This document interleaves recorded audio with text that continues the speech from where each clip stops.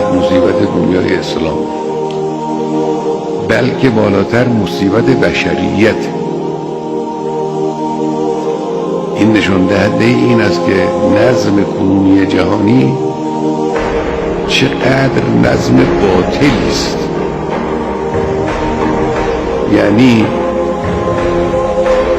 بخش مهمی از قدرت‌های جهانی امروز پشت دست‌های جنایتکار و به خون آلوده رژیم صهیونیستی هستند که طرف مقابلش نه مبارزان، کودکان، زنان، بیماران، بیمارستان‌ها، خانه‌های مردمه.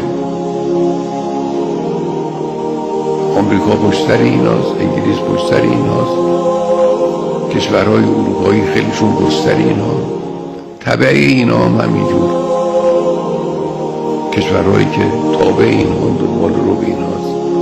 این نظم جهانی، ببینید بطلان نظم جهانی رو از همین حادثه غزه می شود فهمید